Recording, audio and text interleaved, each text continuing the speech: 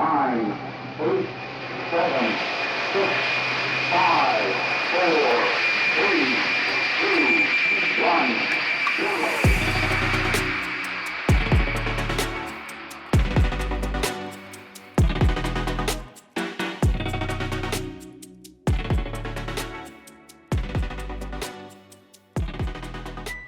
Hi, I'm Tim Robinson, Editor-in-Chief of AEROSPACE at the Royal Aeronautical Society, and with me is Deputy Editor Steve Bridgewater. Hi everyone. And Features Editor Bella Richards. Hi guys. Welcome to another edition of AEROSPACE NOTAM, this time coming in full Technicolor. Live from London. Yeah. Another edition of our series of podcasts and now video, looking at the global aviation, aerospace and space news and what we have upcoming in the next issue of AEROSPACE, May 2024. This edition is a really special edition, we're really proud of it, and more of that later. So in the magazine we normally cover everything from GA to spaceflight airliners, airports, from air law to eVTOLs, and but first, what were we up to in the past month? Steve, where have you been? I have just a couple of days ago come back from a week in Germany. I've been out to the Aero Friedrichshafen show, which is the biggest light aircraft show outside the US. Really the only place outside Oshkosh that you'll see everything from powered parachutes through to business jets. Huge amount of UAV and drones. Interestingly, no eVTOLs. Well, the only eVTOL-esque was a large CASEVAC, so casualty evacuation from the German military, which was really interesting, but so much stuff there, including, and you'll love this, Tim, a jet-powered full-scale replica ME-163 Comet. Wow. Which is all built out of composite, just you cannot tell it out from the original. It really looks the part. One man's work over a number of years. They are due to start flight testing very soon, and initially they're going to aerotow this behind a car, just to get it up, get it airborne. Obviously it doesn't have a rocket engine. There's no K stuff and C stuff. You'll be glad to know. It's got a jet-capped engine, so the small turbine engine that you'd either have on a self-sustaining glider or even in some of the bigger radio control models. So that's mounted down in the tail, and they're a bit concerned there won't be enough airflow for it to actually get airborne off its own account. So they're going to aerotow it behind a car, spool the engine up, and ultimately they think they're probably going to aerotow it behind an aircraft like you would with a conventional glider, then spool the jet up.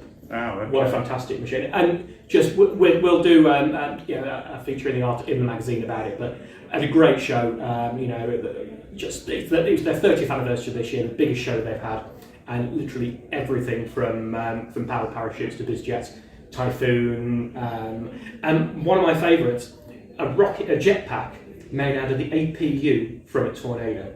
Okay. So, wow. They've not tested it yet, I have to say. I didn't volunteer because I do value my hearing, but it looks like a really interesting device. Right, okay. Device. That's the one for the test pilot with danger money, I think. Bella, what about you? Where have you been? We were at the Energy from Space conference that happened just last week at the Society headquarters. That was a massive event. That was busy, wasn't it? Yeah. 3 days, packed with a lot of speakers, a lot of people. This building was buzzing. And I got to interview quite a few people for some Vox Pop videos that will be on social media really soon, so keep your eyes out. But I believe this is the first kind of full-scale conference on energy from space in 20 years, because it's actually coming. So from somebody who wasn't there, because obviously I was in Germany, what's energy from space? What was this about? Olar power, cheap solar energy from space, and 24/7. Yeah, so you get more efficient. Solar panels in orbit. Obviously, direct sunlight, and the thing that's making it feasible these days is obviously low cost access to space. People are looking at things like Starship, reaction engines, as well as to you've got these heavy lift rockets. 100 tons into orbit. All of a sudden, these big space structures are becoming more feasible. A lot of challenges. Obviously, it's going to cost a lot of money, but it is. People are now sort of saying, there's no real sort of technical showstoppers to this. Yeah, it's more policy and people willing to. And this is beaming the energy down to Earth. Yeah. But not just that though. The interesting as well was there was other presentations there on using it to you could have sort of spotlights on solar power stations at night. So you would have you'd beam that, where you could use solar energy to kind of power moon bases. and things like that, or even mine stuff on the moon to construct, solar sort of. There's a lot of power potential station. benefits. So, well, interesting to see how that goes. You've done a couple of other things at the Society, haven't you? While we've been off gallivanting, or I've been off gallivanting. So we had a couple of great events here at the Society. As anyone knows, we've got a really packed lecture and events program. We had the RAF Chief of the Air Staff here giving corporate partners briefing. That was a kind of a form of fireside chat, as well as exclusive and frank Q&A afterwards, which was in the Chatham House Rules. Really interesting what he was saying, Air Chief Marshal Sir Richard Knighton.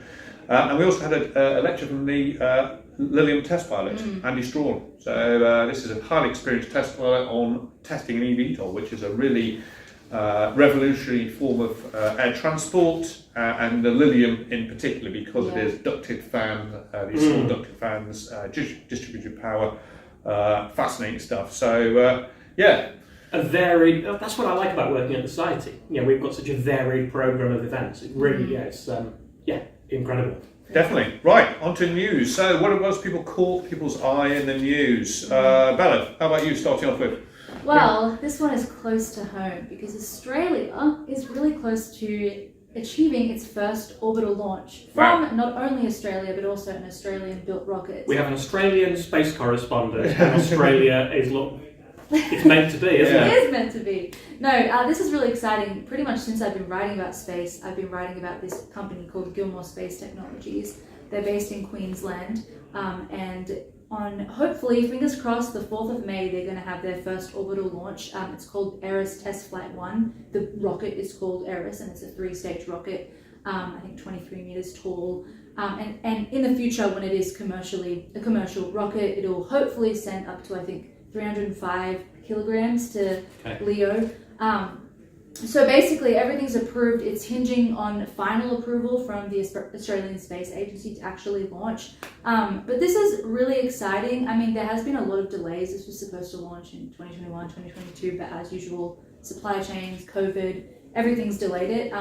But this is really exciting because obviously it's the first orbital launch. Australia has done a lot of suborbital launches, sounding rocket launches for NASA, even just a couple of years ago, which was actually the first NASA launches in Australia since 1995, since Woomera. So yeah, it's really cool, and hopefully it'll be successful. It'll be, a vote of confidence for Australia, because some people might know that Australia soon will have a lot more access to be able to launch US technology because of a safety safeguard thing that has been kind of loosened, so more US technology can be launched from Australia. So if it actually becomes a successful rocket, there actually is commercial viability in launching from Australia.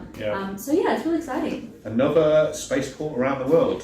Steve, keeping on the theme of high speed stuff, what have you? And keeping on the theme of something we've been following for a very long time, Boom have flown an aeroplane. So Boom Supersonic, I'm familiar with the Overture, their successor of Concorde. They have flown their baby Boom. Their XP1 prototype, so proof of concept. I love the name. The baby Boom, yeah, indeed, it's brilliant, isn't it? So they flew on the 22nd of March out of the Mojave Spaceport. 7,000 feet, 238 knots. They kept the gear down, standard flight test stuff. 12-minute flights seem to be a success, but we've been following Boom now for a long time, haven't we? And they're often on projects and their quest for an engine of their own. Well, this is perhaps a first really positive step for a long time. Yeah, it's practical.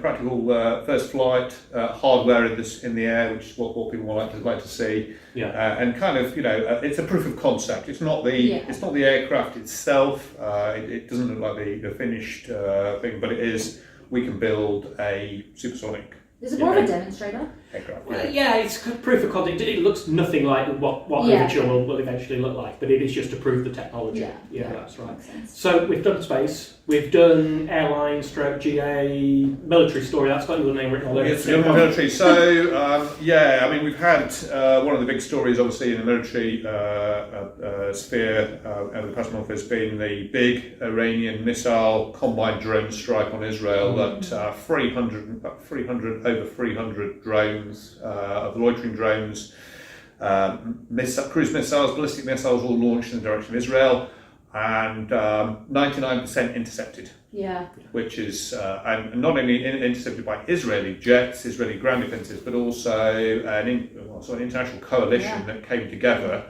ad hoc, as it were, of US, UK, even Jordanian fighters were downing things. There were ballistic missile defence destroyers there that were intercepting missiles coming in.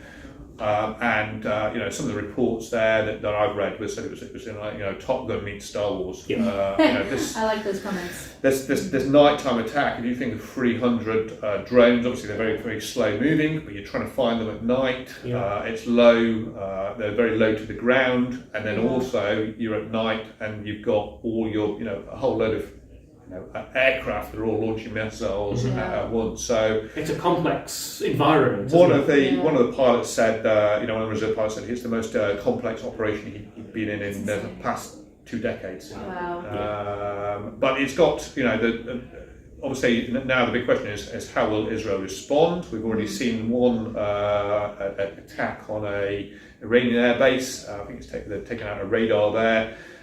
Will this escalate further? But also there are lessons there, I think, for missile defence for other nations, because this had sort of signatures from what Russia has been doing in Ukraine with these combined, kind of drone missile strikes, ballistic missiles, cruise missiles that Ukraine has been fighting off. So this has kind of got further implications there as to how do you defend against them and what do you do.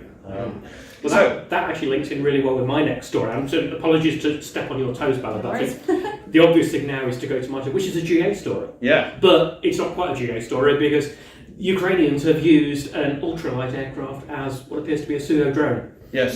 So the Aeroprat Foxbat, an aeroplane. I first flew the Foxbat back in 2003 in the UK at Otherton Airfield. So it's a well-proven design, high-wing 2-seat Rotax powered aircraft. The Ukrainians now have effectively weaponised this, and they've used one to strike 680 miles across the Russian border. So interesting use of existing, we've heard of commercial off-the-shelf drones, to now use, and obviously Aeroprat is a Ukrainian business. They were actually in Friedrichshafen. They've got their, what we call in the UK, the Vixen, so the bigger version of this. Obviously, they were tight-lipped on the situation in Russia, but interesting to see that being used. Well, you would have thought that the Russians would have learned from Matthias Rust in the 80s. Landing in Red Square, indeed. In Red Square with Cessna about light aircraft penetrating airspace. But they've also lost a backfire, haven't they, in Ukraine? So from one extreme to the other. Go on, Bella, your turn. I'm talking too much. I'm enjoying it. No, this is a more lighthearted story actually, and not a very long one. But we put it into the magazine because we felt like, I feel like this is not being covered a lot. But basically, the International Air Transport Association announced that they released their February 2024 kind of passenger demand, and announced for the first time demand has for international services exceeded pre-pandemic levels, which is actually great news. Now the caveat is the numbers were probably higher because we had a leap day or a leap year. One more day. But hey, that's still something. So if you like numbers, all regions showed double-digit growth for international passenger markets, I think, except for North America.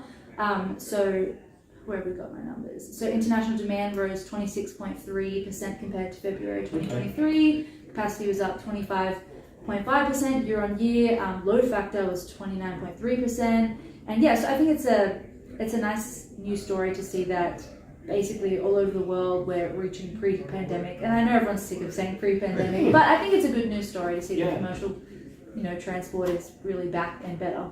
So. Good news story. Mm-hmm. Yeah, I mean, talking of transport, other forms of transport, we got some balloon news from this month. So I went to a press briefing with a Spanish company called Halo, and they're working on near space balloon tourism flights. So their whole thing is space tourism. You can go up and you can book with You can book with Virgin Galactic, you can book with Blue Orbit, you get a few minutes of microgravity at the top of the rocket flight, or you can go and float around for 2 to 4 hours and see the curvature of the Earth, sip champagne in pressurized luxury. This is not a wicker basket, then, is it? It's not a wicker basket, no. So this is a helium balloon for 8 people and a pilot, and they've already done 5 test flights. There's a 6th test flight coming this summer, and they're going to talk about flying from all parts of the world. Obviously, desert, somewhere with desert, somewhere with great view. So Australia, Saudi Arabia, US and Spain, and that is, the balloon technology has been around for a while, so all the technology is kind of mature, and they think there is a market for it. It is interesting. There's a few companies like this. I'm curious if it'll actually become something that's popular. I mean, it's very expensive, at least at the beginning, or maybe ever. Yeah, so they're talking about $164,000 for this flight. You get 4 days. You get sort of 4 hours there, 2 to 4 hours of the and also you're going to be going up at the sunrise. So you're going to see the sunrise over the curvature of the Earth, and you also get they're talking about like kind of I think a 3 or 4 day kind of luxury glamping experience. Yeah, it's like a whole so there's a sort of whole. You're sort of buying into a brand and an experience as well, aren't you? Yeah. So $164,000. Did you say it was? It's a lot of money. Yeah. But in the scheme of things, compared to what you pay for a rocket flight or something like that, if you want to go and see the curvature of the Earth, that's probably a feasible way of doing it. And some people, not that we all have that kind of money in our bank accounts, but some people, to see the tip of space and see the Earth, that's a worthy cost. So we'll see. I'd want to do it when the Northern Lights were there. Could you imagine the Northern Lights from that? Wouldn't that be fantastic? Yeah, that'd be brilliant. Yeah. So back to you, Steve. Back to me. I've got You've got a safety story. I've got a safety story. The AAIB, the Air Accident Investigation Branch in the UK, have released their figures for 2023. 790 occurrences, so that's everything from minor crowns through to serious accidents, which is slightly up on the previous year. 11 deaths during the course of the year and 10 accidents, which is obviously never good. The interesting thing though is that these come off the back of, again, post-pandemic figures. UK private flying is still at 50% of what it was pre-2020, and we're still getting similar number of accidents. So is that people aren't flying as often? Is it a currency issue?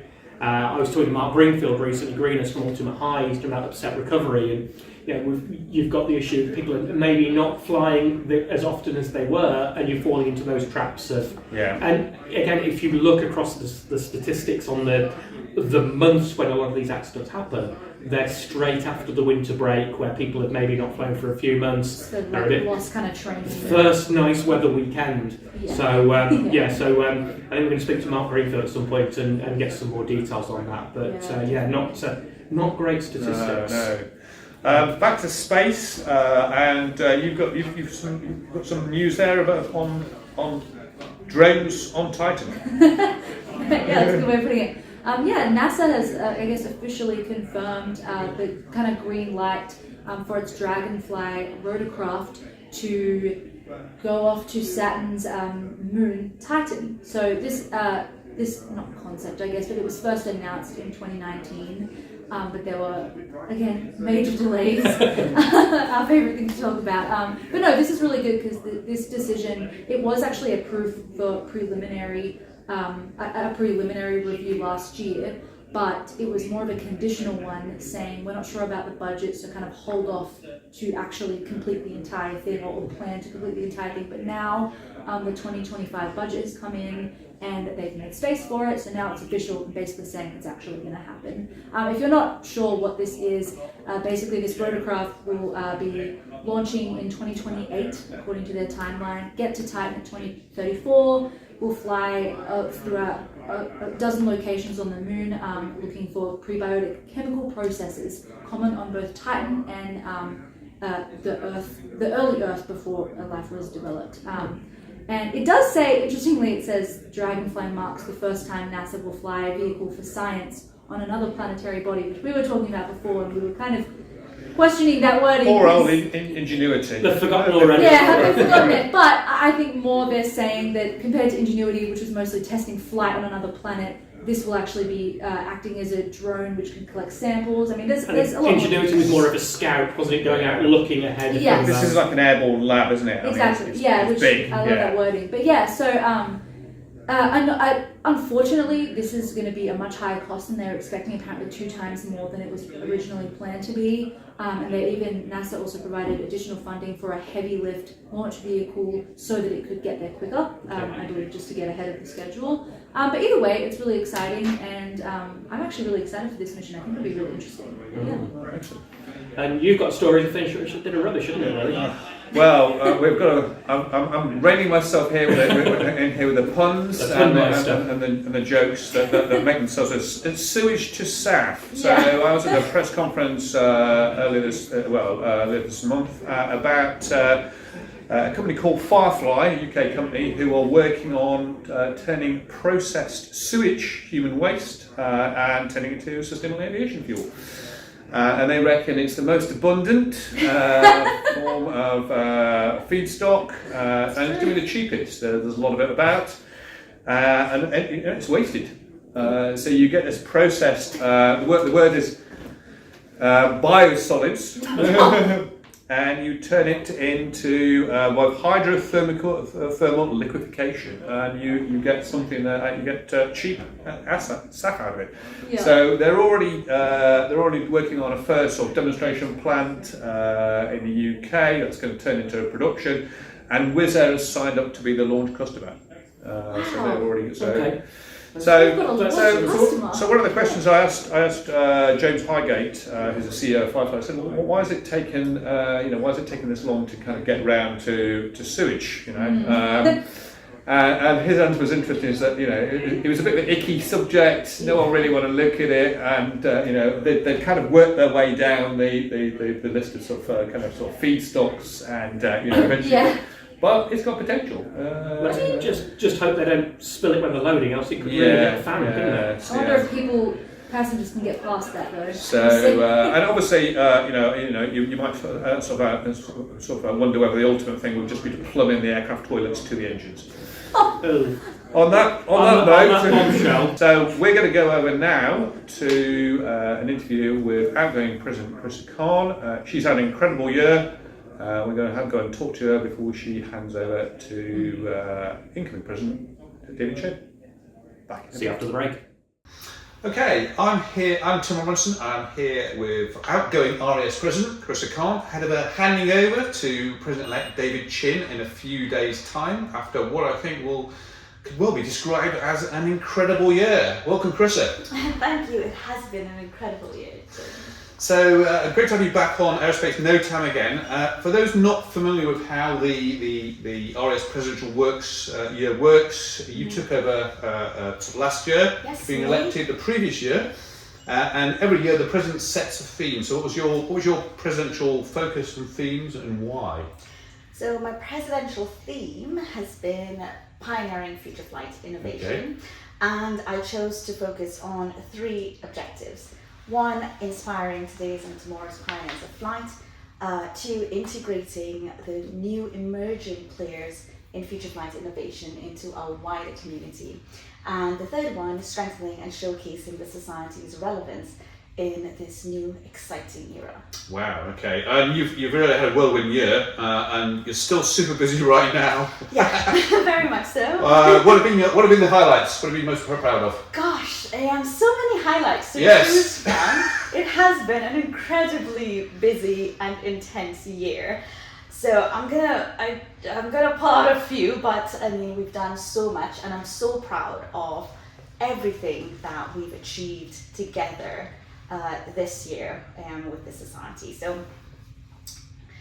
where do we start? Start from the very beginning. Okay.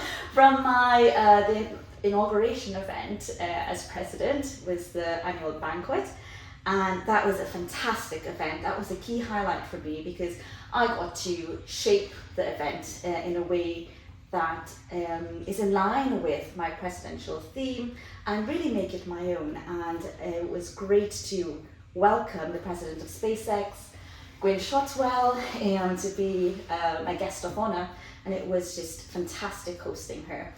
On that day, the society, our headquarters, was just packed with cadets, and she gave a talk to them. That was fantastic.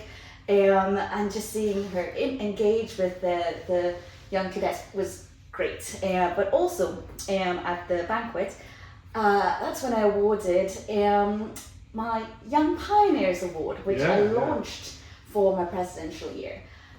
And it was so good to see young people being recognised for the work that they're doing, young people who are really making a positive impact in our industry with their work. And it was so good to see we had so many nominations from all around the world. We had a young man who flew from New Zealand to be here.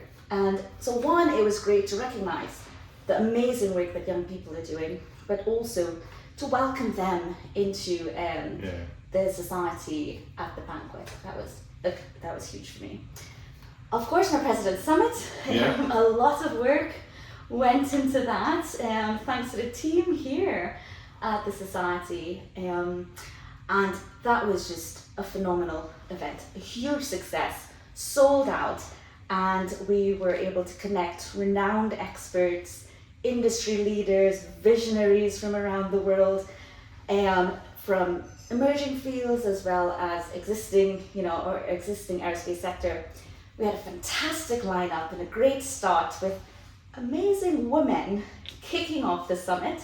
That was notable. We had Dame Helen Atkinson, we had Star Jin from NASA, we had Bonnie Singh from Joby, so many phenomenal women who came together to be part of that summit, and I'm incredibly proud of that. And we also had the cool aeronautics on that, and that was amazing. I was in that, and the kids did not want to go home, did they?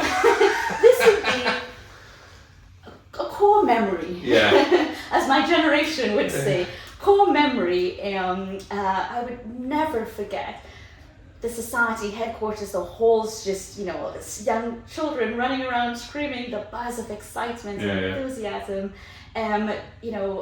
being able to participate in fun STEM activities that we were doing, because we specifically reached out to schools in lower socioeconomic areas. So the parents, we also included homeschooled students as well, because they don't really have an opportunity to do these sort of events when there's any sort of STEM engagement, etc. So it was good for them to also come and meet other students as well.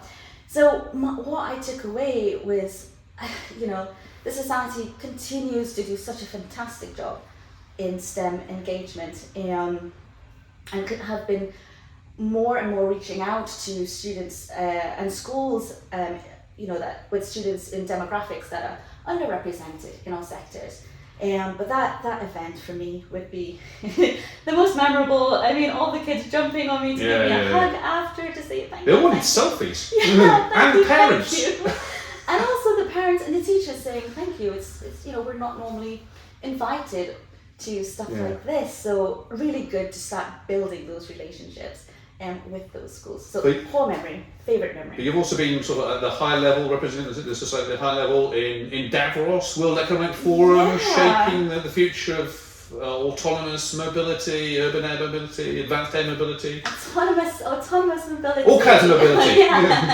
So it was what a privilege to be invited to sit on one of the global future councils of the World Economic Forum and to work with world leaders to help shape international policy.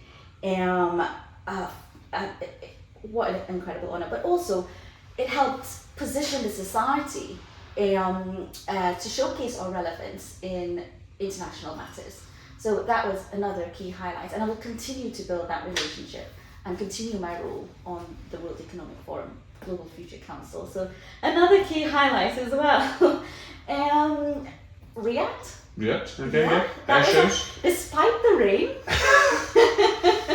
we were all drenched, but the society was there doing STEM engagement with kids and young people. Fantastic. I was there to sign the UK Defence Aviation Net Zero Charter, and we were a founding signatory, and that really showcased the Society's important role on advocating for net zero targets. So another key highlight for me. I've been around the circuit delivering keynote speeches and addresses, as you would know, on really important topics, future flight innovation, one of them very important, of skills shortage impacting our sectors, speaking to government ministers, regulators, industry, academia, leaders in defence, just all around the world. So in the UK, France, Germany, the Netherlands, the UAE, Singapore, just really using the position as president to make some changes in the best way we can. So you've been out to the Paris Air Show, Singapore Air Show, Dubai Air Show. It's been a good year for being a president, hasn't it? DSCI.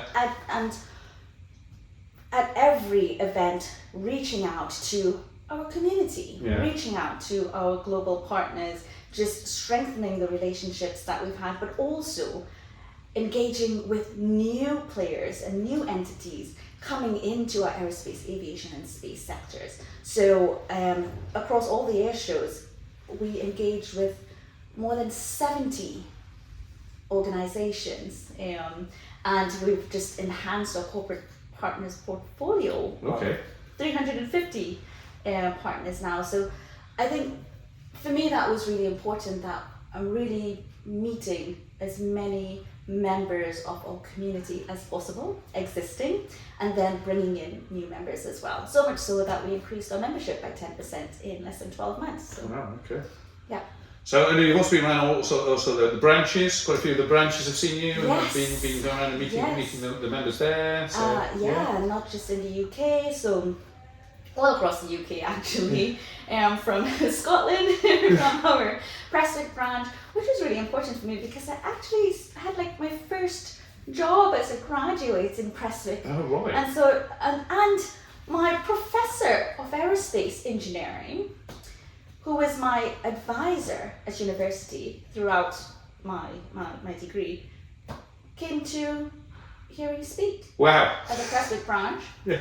And also, I joined the society because during one of his lectures, he said, right, I'm here, this is not going to be a normal lecture, someone's going to come and talk to you about the Royal Aeronautical Society. Oh, okay. And that's where I signed up. Wow. And I paid probably my last 20 quid in my pocket to sign up back then. It was worth it then. Yeah, definitely worth it. But that was such an important moment for me, to come back and to see someone who was really important in my. So if you're watching this and you're a student, sign up now. You know where you could be. Especially because it's free now.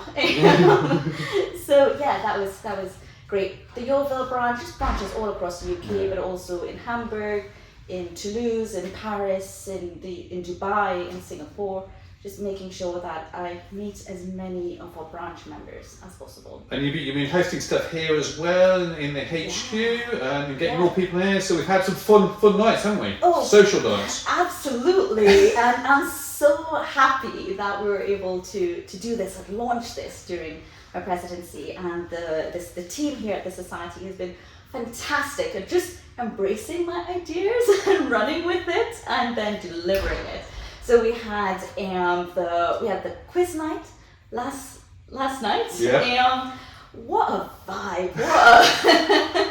What a fun, enthusiastic group of people, our members. And, coming to one, meet each other as well. That was something that a lot of people have come at the end said, you know what, we come here for lectures and we come here for conferences, but I've come here and I've met so many new people in a fun, social way. And so that's thanks to the team doing a brilliant job. Of course, our games night, where I built a Concorde. Obsessively, yes. So we built the Concorde. We had flight simulators, competitions, board games. So much fun with young people, and I'm so excited for the movie night as well. So we've got coming up on the 27th of June, Top Gun, Maverick, my request. So Yeah, I'm really, yeah. really pleased that we're having that. With a real fighter pilot Yes. as well. So yeah. Yeah, the real giving us insights on Yeah. behind the scenes of being a fighter jet pilot. Yeah, So really excited about that. And I would say also another highlight would be my president's International Women's Day event, because that really stood out, and that was something from the get-go of my presidency I wanted to deliver, something that is impactful and something that actually helps women in industry to address issues that we face in our career. So that was really important for me. So lots of highlights, but yeah, just credit to our volunteers and credit to the society and the team here. Yeah, so you've been obviously been a trailblazer in several ways. Second woman president in the Society's history, but particularly also as the Society's youngest president. So a midpoint career. How's that been juggling a full-time job and your presidential role? Yes. Lots of caffeine. Lots of caffeine. Yeah, definitely. But you know what?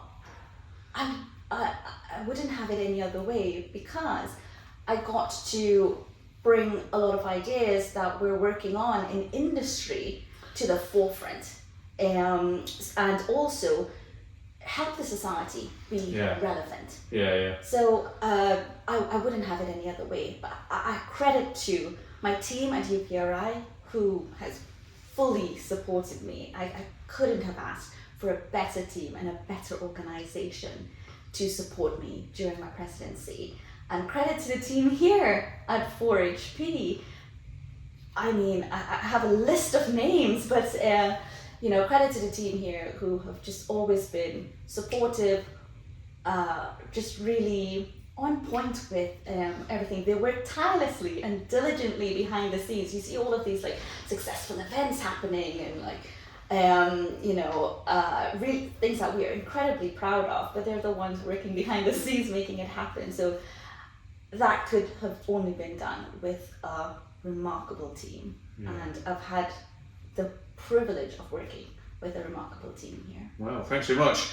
So, I mean, the next question, obviously, your full time, your day job, future flight, that sort of ties in with a special discussion paper on the future safety of eVTOLs, advanced air mobility, which is just about to be published. It may be published as this video goes live.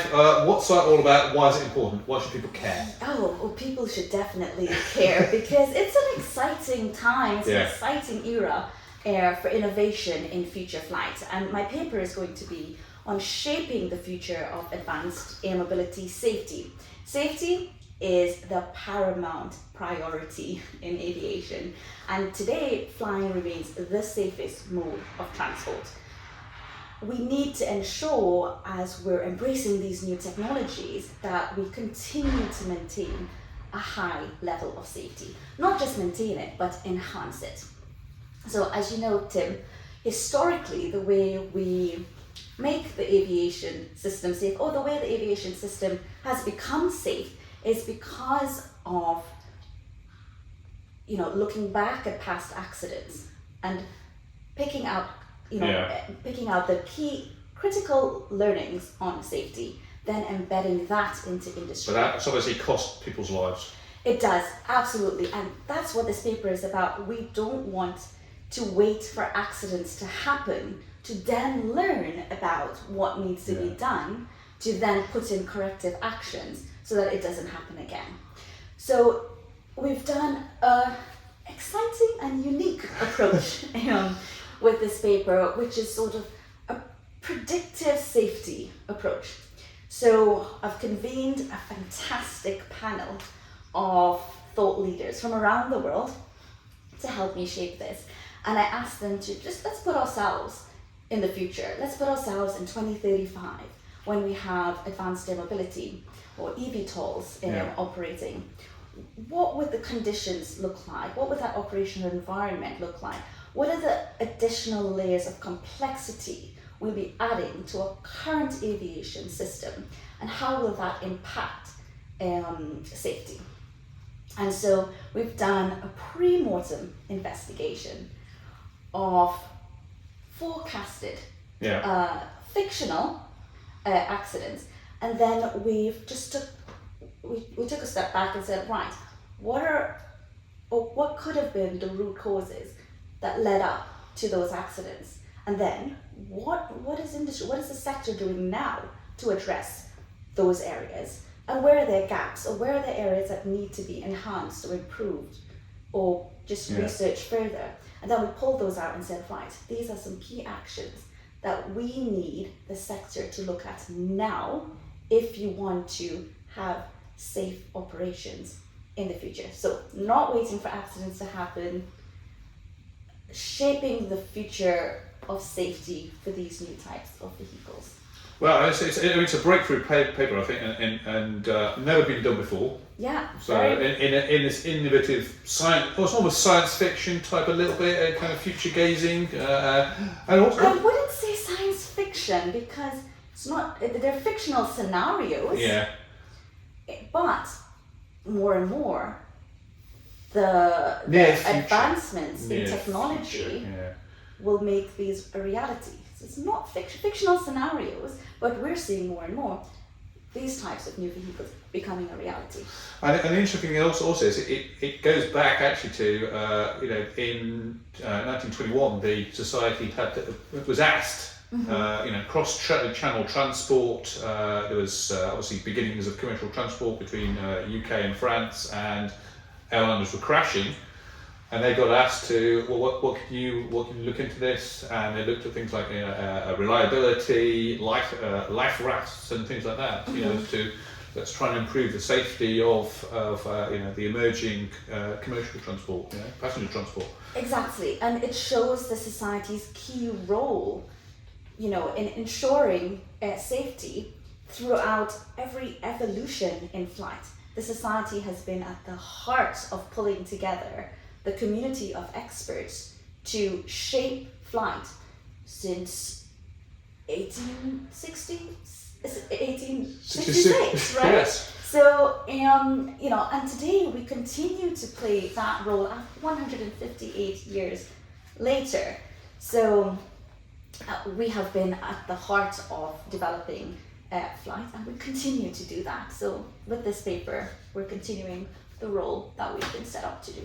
Fantastic. So, you've had an amazing career so far, and obviously it's going to continue. But for any young people inspired by your career path, what tips would you give? Join the society if your lecturer recommends it. First year of my course as well. So everyone has a different path, right? My path has certainly been different from others. But I want young people to know that regardless of your background, regardless of your circumstances, you can achieve your dream career. It's inevitable, there'll be setbacks, there'll be hurdles, but it's important to use these as stepping stones for success. I would say invest in yourself. If you're passionate about something, then follow that, nurture that. It's going to take discipline, of course, I always say. However, just don't give up on your dreams. On your dreams, remember that everyone has unique capabilities, unique lived experiences that they can use and bring to the table to shape the future. I think having just different approaches and diverse skill sets comes from, it can come from anywhere. It can come from anywhere. So invest in yourself. If you're passionate about something, follow it, and don't be, discouraged by setbacks. Use that, because you'd find that in those moments, that's when you learn the best things. Yeah. So you hand over to President-elect David Chin very shortly. Yes. What advice have you got for him? So my advice. Drink lots of caffeine. Yeah, well, no, not just no. I think my advice to David is, you make it your own. and you get out of it what you put into it. Yeah. So it's everyone and each president and every president in the past, you know, they've had they bring something different to the table. So this is really his opportunity to shape something that is unique to him. And I'm really excited about his theme, Design, Build, Fly as well. So he has my full support. I think my advice to him is to remember why we're doing this as well, because whilst it's intense. It is intense, lots of drumbeat meetings, but just step back and remember why we're doing it. Yeah. We're doing it for people, we're doing it to help careers, we're doing it to inspire young people. So I think just bear that in mind. My last bit of advice to him, it would be to continue to build on the momentum of what we've achieved in what has been a transformative year for the society. And I'll be here to support him as immediate past president. So immediate past president. What does that mean? I mean, you're going to be still involved with the society. You're going to sort of see you around here. Yes, I'll still be here. You don't get rid of me just yet. So I'll still be here as immediate past president. It's an advisory role, making sure that we've got continuity across presidents. So I'll still be here. You'll still be seeing me. Okay. And you know, before you became president, and you know you were elected, has it been what you expected? What did you think it was going to be like? That's a really good question. Because I'm not really sure I knew what to expect. But that's not a bad thing, because it meant that I had a clean sheet of paper to really make it my own. So I met with previous presidents. I spoke to them, I got their advice. That has been really helpful. But I was able to really embrace the role, embrace the unique skill set that I bring to the role as a young person, embedded in industry, you know, middle of my career, you know, bringing a lot of those aspects into my role to shape what I've done over the last year. So that has been, it's been incredible. But I guess, I didn't know what to expect at the start. You can look at every other president and see what they brought to the table. But you know that what you're going to bring is going to be different. It's what you put in, basically. Exactly. What are you going to miss the most? That's a really good question. I think I'm going to miss meeting with so many amazing people every single day. I mean, I just have special moments, I think, of meeting really phenomenal people. That will continue. No doubt, but I think I'm gonna miss being out and about so often, every single day. You know, meeting really people pestering you for video interviews in the middle of air shows. That happens. But you know what? I wouldn't have it any other way. That's the thing. It's been really fun. And I think what I'll miss. Actually, I do know what I'll miss.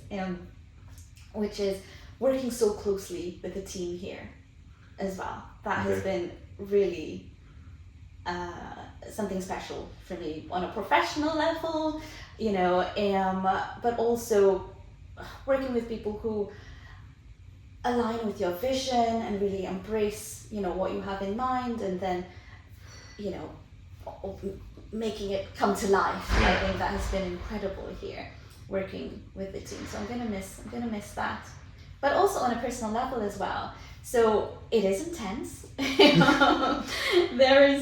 I don't believe there's enough caffeine in the world to keep you running as president. But also, given that I set a very ambitious agenda for my tenure, and I wanted to deliver that. I'm proud of what we've done.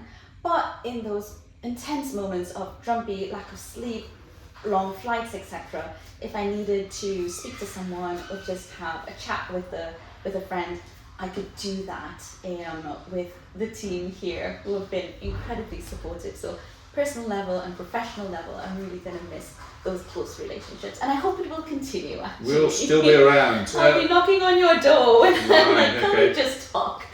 So this summer is the Farnborough Air Show in July. We're all looking forward to that. Yes. You're going to be immediate past president. What are you most looking forward to? So again, looking Advanced air forward mobility.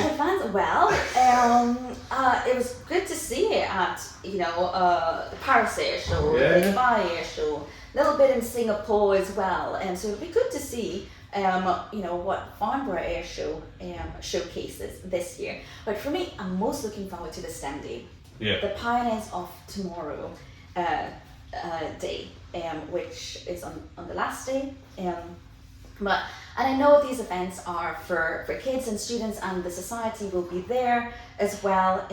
But for me, it just reignites my passion for what I do as an aeronautical engineer. Even as adults, we need to be continuously inspired. So whilst we're there to support the next generation, etc., you get so much out of it because it just reminds you of why you do what you do. Yeah. So I'm looking forward to that. Yeah, everybody likes a good air show. All right, so coming up to the last two questions. A couple of fun questions to end on.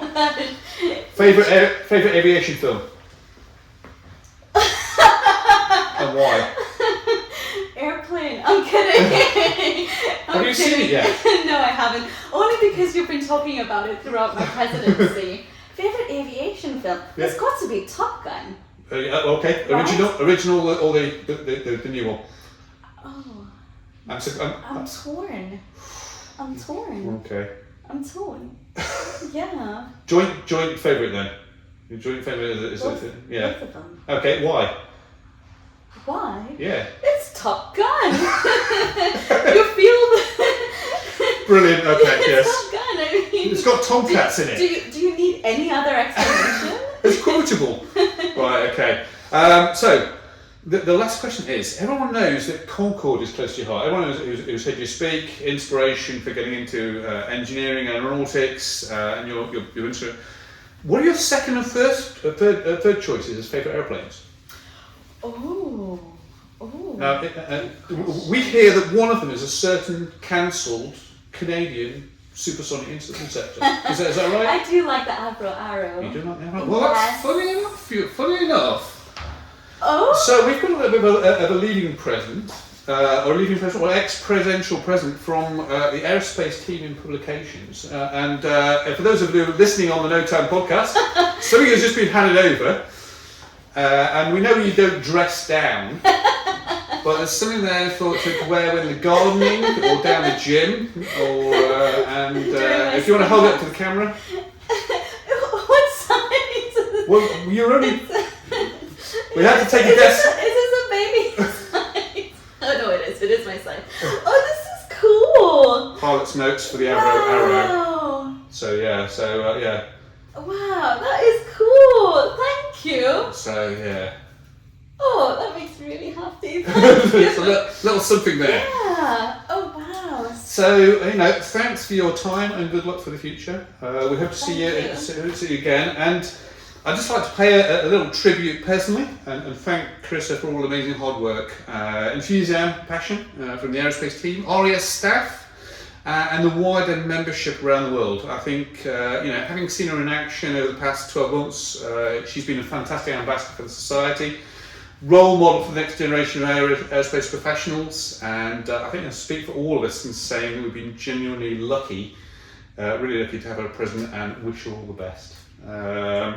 So we look forward to welcoming David Chin as our new president, and I'm sure also will do a superb job. He's already been out and about at air shows and exhibitions. So do look out for him at Farnborough Air Show in July. Do look out for him on the No Time podcast and also our events and conferences in the coming year. And that's all from us. And that's all from me.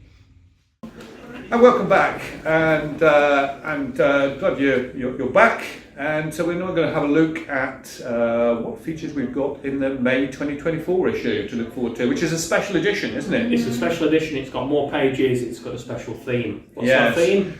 Well, this month we've got the RAS Future Combat Air and Space Yes. Capabilities Summit. So this edition is all about future fighters, but also future drones, space, combat cloud sensors, how they're all coming together. It's a really exciting time if you're tracking kind of military aviation at the moment.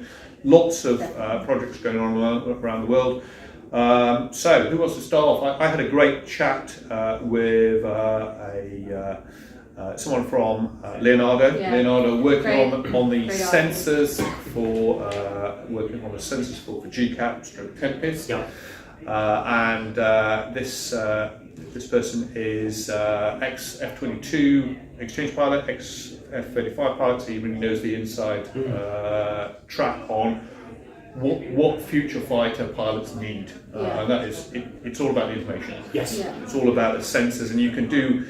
It's not just sheer processing power now. It's doing things smarter with the software. So absolutely fascinating chat with Jonathan Smith from Leonardo.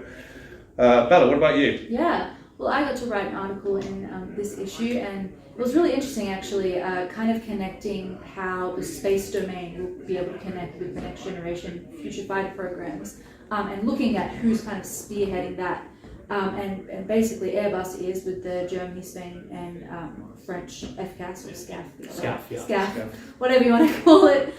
Basically looking at their multi-domain combat cloud, which essentially is a kind of a system of systems that will connect all platforms, land, sea, cyber, and space to ensure kind of seamless information sharing, pretty much using existing satellites, eventual satellites, to make the process a lot easier, give fighter pilots a lot information in a quicker time, and just pretty much looking at what that is, how it will connect with the cockpit, the challenges, obviously, developing a robust system against jamming, and even just being able to connect these satellites with extremely fast moving fighter jets, and basically looking at what Airbus is doing and if anyone else is doing it, or at least using space on a larger scale for the next generation fighter program. Sorry about breath. I was speaking so quickly. But so I got to write that article and it was really interesting. Yeah, well, space is a really important part of these future combat systems. So, what about you, Steve? I've not written anything for this issue because I've been gallivanting around Germany, but I've been editing various features. And one I particularly enjoyed was by our friends at ANSYS. So John Glanville, they're one of our sponsors at the FCAS conference. He turned to Brigadier General Steve Blameyer from ANSYS to talk about digital engineering. And I think it's very easy to fixate on how we're going to operate the aircraft, but we've got to build the thing in the first place.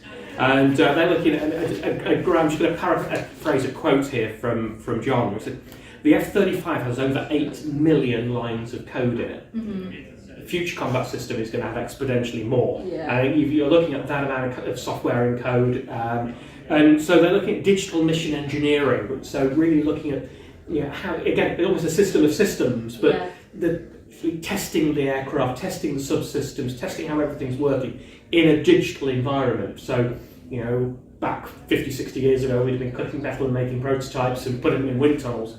We're getting a lot of that data now, far, far earlier in the program. So I guess that, in a way, fits in quite similar with your Leonardo thing. Yeah, so it's simulation, but it's simulation on steroids, isn't it? In that you can have the physical properties of these parts, and therefore you can do a lot of testing within computers to see whether they fit, see the sort of tolerances, see the fatigue. Does it go up and then down, and you've got that.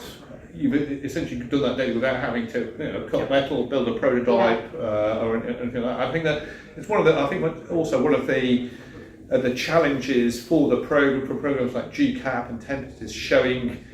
Obviously, a lot of the information is classified anyway, but also in showing progress when it's all in the computer. I imagine it's cheaper that way. And much faster. So what about you? Which Yeah. which articles have started? This is obviously your very much your strong suit, your sandbox. So So we've got also a good article from Joe Coles and Jim Smith looking at Fight Club. So this is the other projects that are going around the world. So obviously we've got GCAP, we've got FCAS, and we've got NGAD in the US, but there's a whole load of other programs going on around the world, which is South Korea's KF21. Yeah. You've got the Khan in Turkey. Yeah. You've got India there, and you've got what's going on in China and also in Russia. So a whole lot of fighters are now back in vogue. Everyone's either making a fifth generation one or a sixth generation platform, and then the industrial kind of partnerships that go on there, which Keith Hayward obviously talks on as well. yeah, so Keith's done our Fighting for the Future, but on the Fight Club article that Joe Coles and Jim have done for us, it's a really interesting data box, isn't it? Yeah. Comparing Yeah. the projected capabilities of KF21, the SU-75. What are they optimised from? Just based on the external shape, what we know about the wing area, engines, engine power stuff. Obviously, a lot of that is kind of speculation, but it is educated guesses and good analysis there of what are they actually optimised for. Yeah. What about you again? Yeah, so Andrew Eady, Vice President of Sustainability, FCAS at Rolls-Royce, did a great kind of shorter article explaining the FCAS sustainability strategy and how, integrating environmental, social and resilience considerations when developing these next generation fighter programs. And it kind of aligns with the broader goal of the MOD's climate change and sustainability and obviously net zero goals by 2040. So yeah, kind of just looking at a holistic approach of how to make these programs sustainable. And I really liked the articles because it wasn't just about sustainability and how we often talk about it, environmental, but more how can we sustain these programs in general? How can we make them more supportive? How can we always be at the advantage? So looking at that and it provides a really comprehensive dot points of the kind of 5 objectives of what the strategy will be, what it will provide, and kind of just always aligning, the program with sustainability, but in a holistic way, not just kind of, it's not greenwashing, it's not trying to just kind of tickle the ears of, people who want everything to be green, but more, how can we holistically be sustainable? I mean, one of the interesting projects in that is also, I think they talk about kind of using titanium from Tornado, which is now out of service, and recycling that and using it in Tempest. Yeah. Which Or like using a digital product passport, like a digital CV of a component's history to see how much does that component contribute to this much environmental impact. And I think it's really interesting. And we've got a good article from Keith Hayward, Professor Keith Hayward, looking at the main contenders. So it's GCAP stroke Tempest, FCAS stroke SCAF, and then NGAD in America. So obviously a lot of this is supposition at the moment because most of it is highly classified, but really looking at the potential of the 3 programs and asking why are so many countries developing their own independent program? Why not go F-35 route and everybody in? And I think, rather than the reliance, obviously you've got issues with data transfer between countries, but as you would imagine from Keith Hayward, a really good in-depth look. The industrial ramifications, I mean, they're really significant as well. And also in this issue, we've got a couple of things there that are really interesting. One on attritable drones. Obviously, they're part of the systems of future fighters. And there's a real debate now going about how big will these drones need to be. There are attritable drones or loyal wingmen or collaborative combat aircraft, or the latest one is ACP. Various names. You know roughly what we're talking about here, but a good look at that as to what's the price point, what's the balance between something that can keep up and keep with a stealth fighter, or do you go for the cheap and cheerful route? And it's basically a missile that's sort of slightly smarter, can loiter about a bit, and things like that. So fascinating article on that, and also we've got something on cognitive EW. Again, this is a an area that is highly, like sensors, it's highly classified. But we've got Dr. David Sloggett there, who's giving an explainer on machine learning and the way in which these future fighters, future next generation platforms are going to be able to deal with, I suppose in the cyber world you'd call them day one threats. But basically a new emitter pops up, a new radar pops up, and instead of the aircraft returning to base, downloading the information, and then a fix coming out or to jam this adversary, the aircraft will be able to analyse that and actually jam it straight away, or find a way to get around it. So really, really interesting stuff about how AI, machine learning, is coming into electronic warfare. And again, all of these are must-read articles. In Afterburner, what have we got in this month in Afterburner? In the rear of the magazine, we have a packed Afterburner. I do say that every month, but I promise you, I mean it this time. Well, you keep asking for more pages. Oh, I'm sorry. No, we've got a lot. Some of the ones that stick out. There's a Weybridge branch lecture, which was pretty much a retired. That's one from Bloopers Reel, folks. A retired airline captain, Nick Anderson, who spoke on his exchange at the Royal Australian Air Force. And he flew the F-18 Hornet, and that's a really great kind of summary of the lecture. Because he's an ex-RAF Phantom guy, isn't he? Yeah, previously spoke about intercepting bears with the Phantom. Yes, which are previous talk of then now exchange on the F-18. Yeah, that's really interesting, actually. It's great, and then we obviously have a final message from our RAS President, Carissa Khan, who obviously spoke just earlier. And we have a book review of Professor Keith Hayward's Britain and the Political Economy of European Military Aerospace Collaboration from 1960 to 2023. And a lot more, but you can read it if you would like to see it. Fantastic. All right, and just a reminder to all the members out there, please do send us your branch news and events to Bella Richards, features editor. Her name is in the front of the content news, on the front of the magazine. Keep us up to date with your news, what's going on around the branch network. We love to feature it, and we will try and endeavour to fit it into the packed I will try my best. Magazine. So, upcoming events, shout-outs, what's going on? We've got lots of stuff. We're heading for air show season. We're just on the cusp now to start of the UK air show season. My first one, I think, is Old Warden, I think about the 12th of May.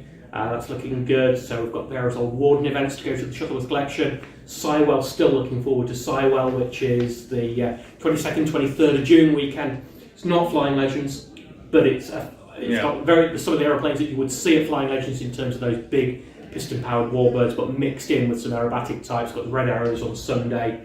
And the one I'm really looking forward to is Midland Airfest. I say this every time, but Midland, Ragley Hall in Worcestershire, grounds of a stately home. Imagine English country show combined with air show, and it's cool. Just one of my favourite events. Right. So lots to come up. And obviously, and then you've got Cosford and Riyadh and the whole season running through.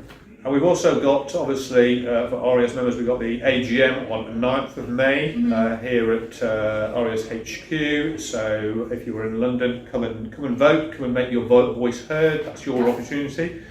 What else? We've got Farnborough. We've got Farnborough. That's another. That's looming up quickly. It really is. Farnborough in July. We've got the annual banquet coming up on 16th of May. So again, that is the Royal Air Party social event of the year. Really looking forward to that. Future Combat Air and Space Capability Summit. So that is going to be 21st to 23rd of May.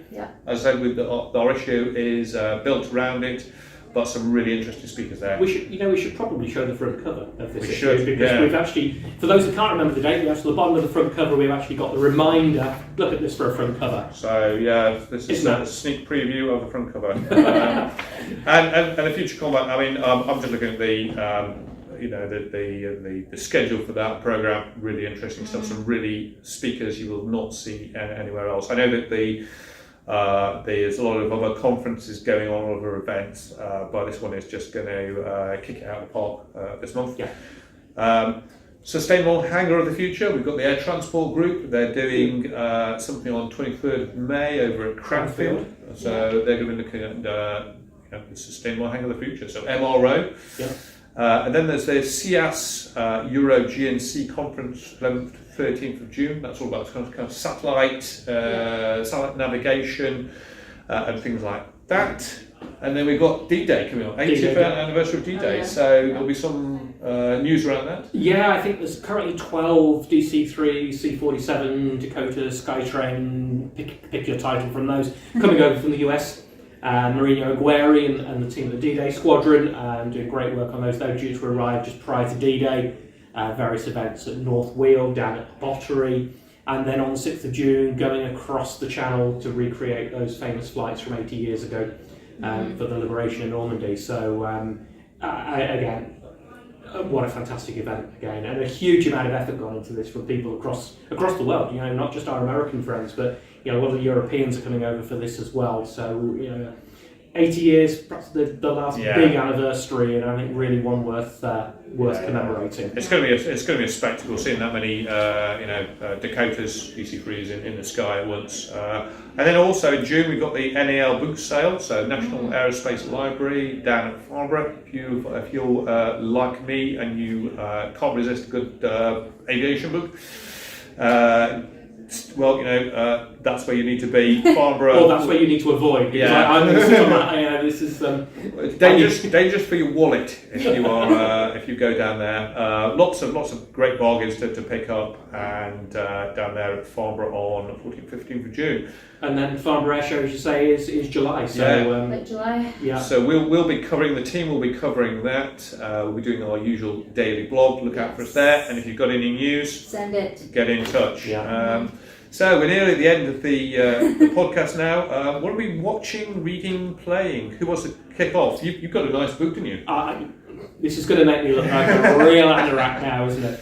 I've been trying to get this book for a while. It's the Aircraft Spotter's Film and Television Companion. It's by Simon Beck. And it is, I mean, it must have been a labour of love to pull this together. But if you want to know which aeroplanes appeared in Tora Tora Tora, or which Spitfires were in the Battle of Britain movie, this will tell you, and the histories of them. Or if you want to know which film, if you're a big fan of the B-25 Mitchell and you want to know which film they've been in, there's the list. So it's a great, it's not a riveting read, but it's a fantastic data resource. So I've got a couple of days off later this week, and I'm going to take it away with me and enjoy reading it. So this sounds like like aviation trivia questions that are just raring to go. Preparing for next year's quiz, absolutely. Yeah. Bella, you've been doing some Playing something. Playing Kind of. My husband and I the other night decided to finally open up this. It's not a puzzle. It's like a Lego. It's almost like Lego, but not real. Do you know what Lego is? Yes. You looked at me weirdly. That's not Australian. Do we know what Lego is? Everyone looked at me weirdly for a second. Anyways, we decided to finally open up this puzzle thing that I got for my birthday of the Saturn V or Saturn 5, however you want to call it. And it was so fun. It was, I don't know how accurate it was, but it looks good. I'm going to have it in my office now. What's the hazard? But yeah. Okay. Yeah, but it looks really good, and there's like kind of fake looking like fire plumes thing. It looks really good. We need pictures of this. Yeah. I know. Pictures of this. So, and what about you, Tim? Have you been watching or playing? Playing. So I've been so obviously with the amount of military news that goes on at the moment, and I've been having a delve into Command Modern Operations, which is a PC sort of strategy war game, which is basically it's a sandbox for kind of air power nerds to play in and do what if. So if you're at all curious about sort of hypersonics, if you're curious about drones, if you want to know the ins and outs of an Iranian strike on Israel or vice versa, Command Modern Operations allows you to put have a play with there, and it's a fabulous learning tool for understanding things like sensors, radar range, low observability, and things like that. From a strictly amateur perspective, it's all of it. The information is unclassified. You're not sort of seeing it, although there are classified versions in use by air forces around the world. but you're getting this sort of deep insight there into what actually might be going on. Fantastic. Another bit to ask you: did you ever finish watching Masters of the Air? I did. Do you so I've still not seen it. Do you recommend it? Yes. Okay. Okay. One word answer. There we are. This is good as that. Right. Where can we find everybody on social media then? Well, we're still around on social media, so I'm RES Timor on X. I'm RES Bella R on X. I am RAES Steve B on X, and I'm also on LinkedIn and Facebook. Actually, we've been from Aero Friedrichshafen, we've been showing lots of little sort of 30-second, 1-minute videos from Aero, and they're on our LinkedIn page. So you can either look for the Royal Aeronautical Society's LinkedIn page, or look for me, which is Stephen with a PH, Stephen Bridgewater. Yeah. And we're also, we're also moving now into TikTok and Instagram as well. So those are becoming more active there. So look out for that. We hope you enjoyed the video. Well, so questions, feedback. Do send us our way. Did you like this video YouTube sort of experiment? We're going to try and keep it going, but interested in your views, whether you enjoy this, or whether you just want the podcast version, or whether what your views are. So please get in touch, and any questions, do send us our way. And a reminder, we're also on SoundCloud, Spotify, iTunes, and all your there aren't many places you can't find us. Yes. Now. We will find you. Yeah. So until next time, it's goodbye from all here, and we'll see you next month. Okay, guys. See you soon.